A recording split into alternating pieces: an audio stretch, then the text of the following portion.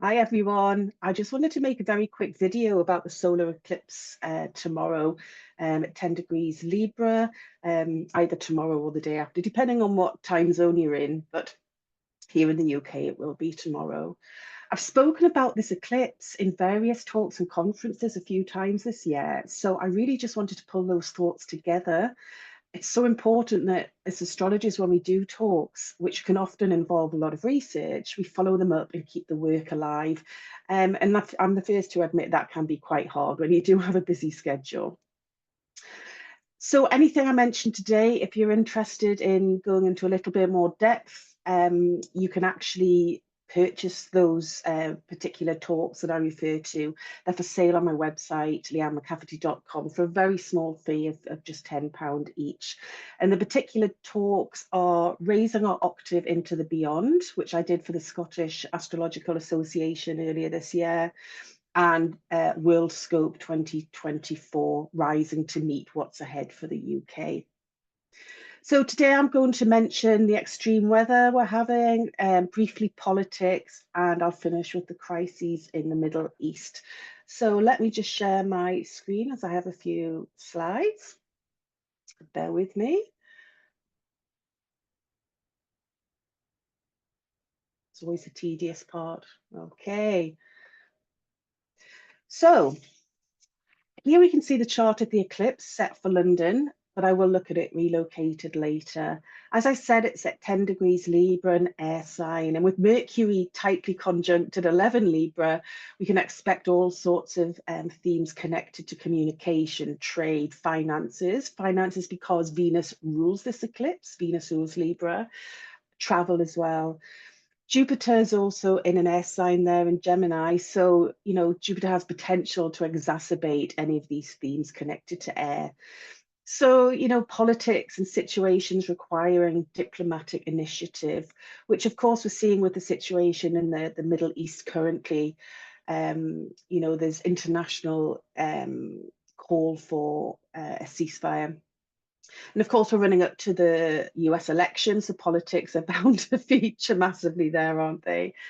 But here in the UK, the new Prime Minister, Keir Starmer, he's getting quite a bashing for his so-called hypocrisy and all the free gifts that he's been receiving amongst, the sort of badly judged decision to take away the winter fuel allowance from pensioners in the country. We don't have the exact time for his chart, but his moon is somewhere between 9 and 20 Libra. So it's fair to say this eclipse is giving him a kicking. It's picking up his moon without doubt. And don't be surprised by the next full moon at 24 Aries, which will be on the 17th of October. And that will square his Venus, which we know for sure is at 25 Libra, and there's going to be even more dirt comes to light on Keir Starmer, without a doubt. But the big elephant in the room for this eclipse is that dwarf planet Makemake is exactly conjunct it. So we're going to get some surprises and shocks for sure.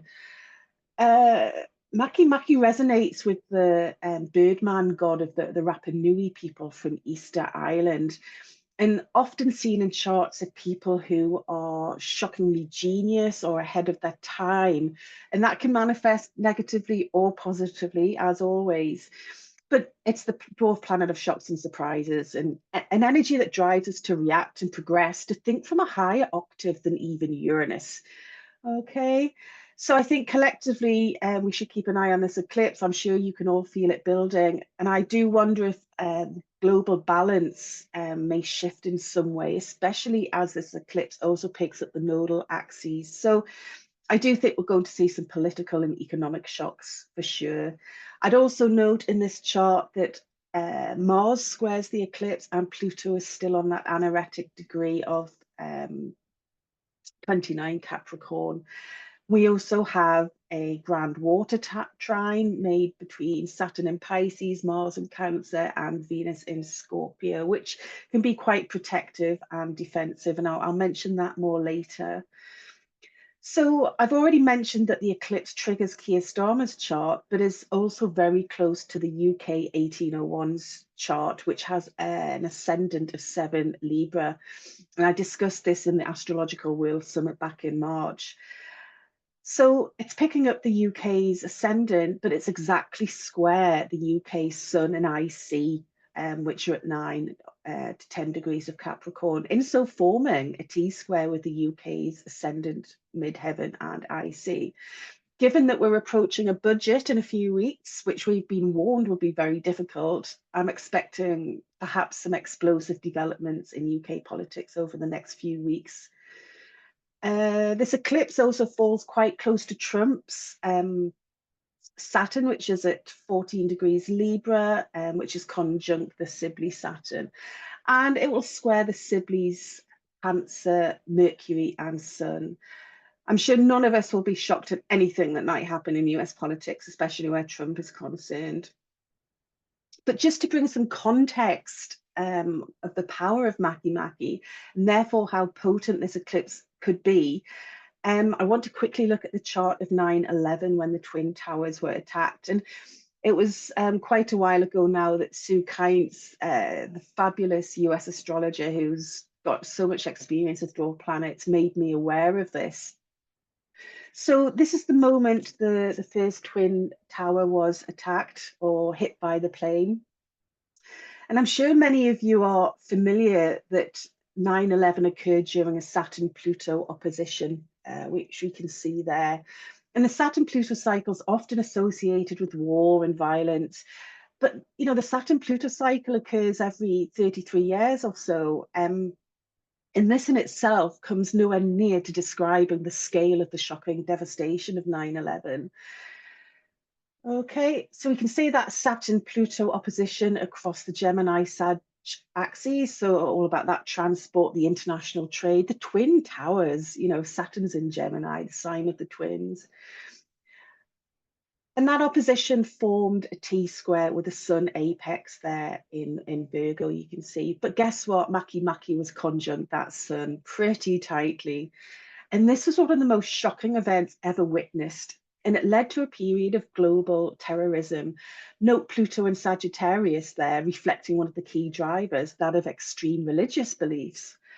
So terrorist attacks continued through the 2000s, peaking in 2014, which was the worst year on record for deaths via terrorism.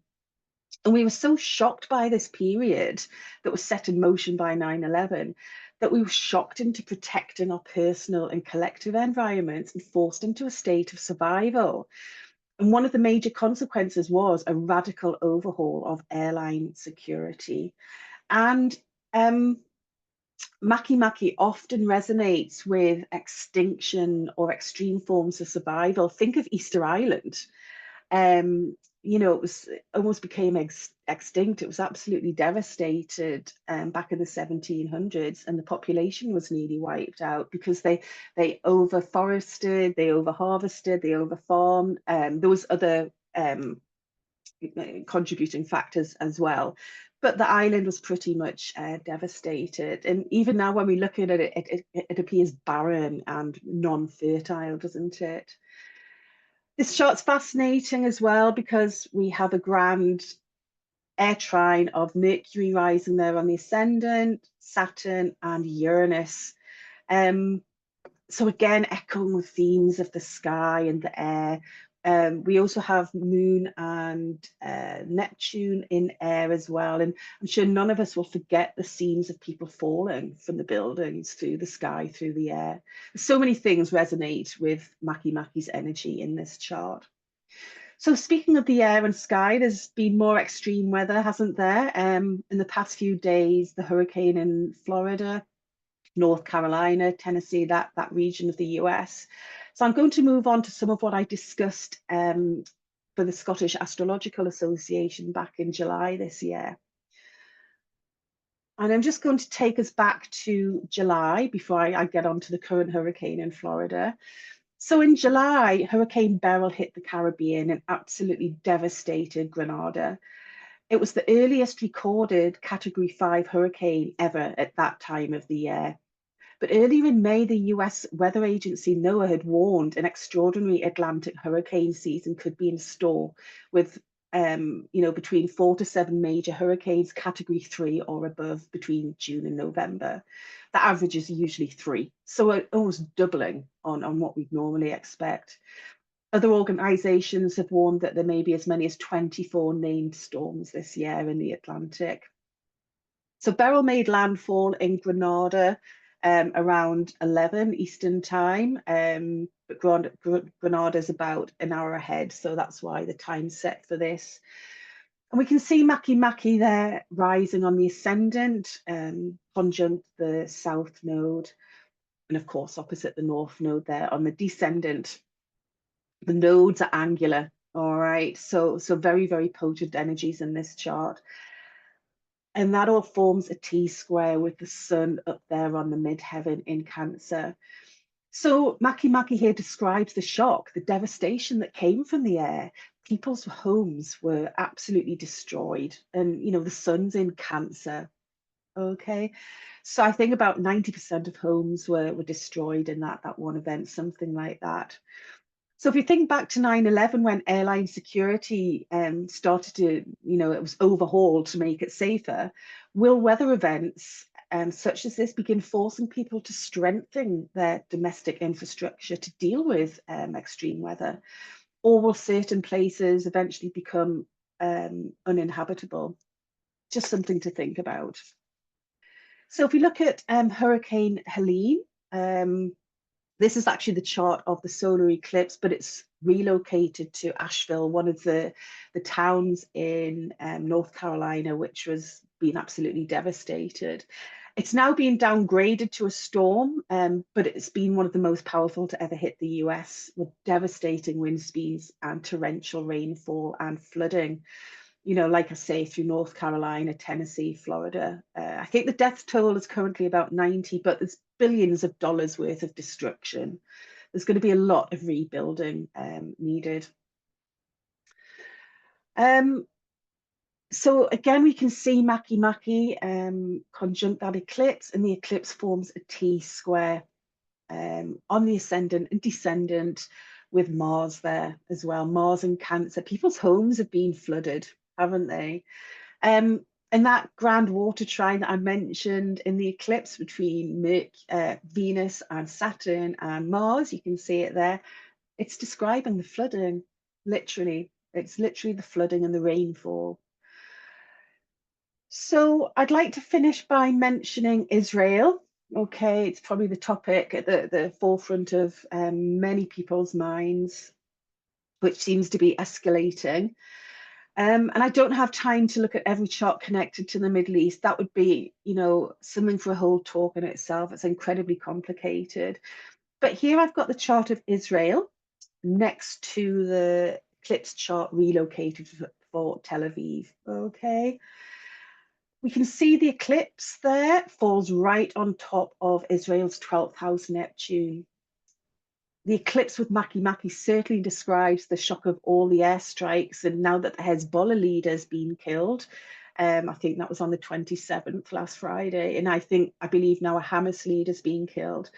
But if we think back to a few weeks ago, when all the pages exploded in Lebanon that had been tampered with by Israeli secret services, again, shocking explosions that just come out of nowhere. But looking at that Israel, Neptune, and the 12th house there, I suspect there's a lot going on behind the scenes. We know there's a lot of covert intelligence with Mossad, the Israel secret service. But I wonder if there's some confusion, perhaps scandal or deception that might come out at some point. But of course, there's that international call-in for a ceasefire. And note the eclipse is located in the 5th house, all right, when it's located to Tel Aviv.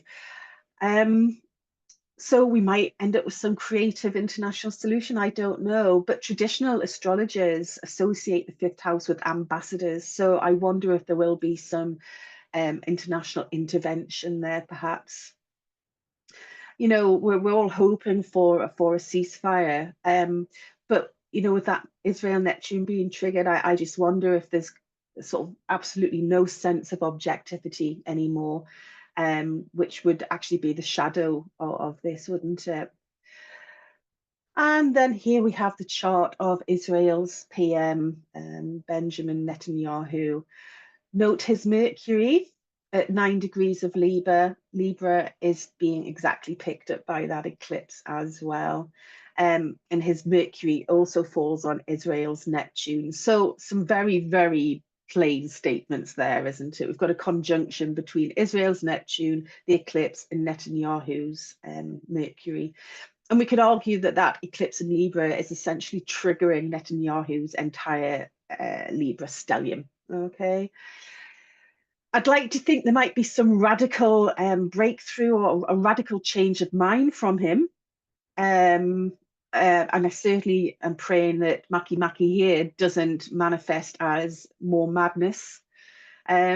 You know, he certainly justifies all his actions, but I think perhaps to most of us around the world, it does seem like madness, doesn't it? But as I mentioned earlier, I think we'll know more of where things are heading around the time of that full moon at 24 Aries on the 17th of October. Remember, a solar eclipse is just a supercharged new moon. Everything's in the dark. We don't really know what's going on. Things are hidden. Things haven't been revealed. And it's not till the following full moon 2 weeks later that things become clearer and we have more insight and understanding.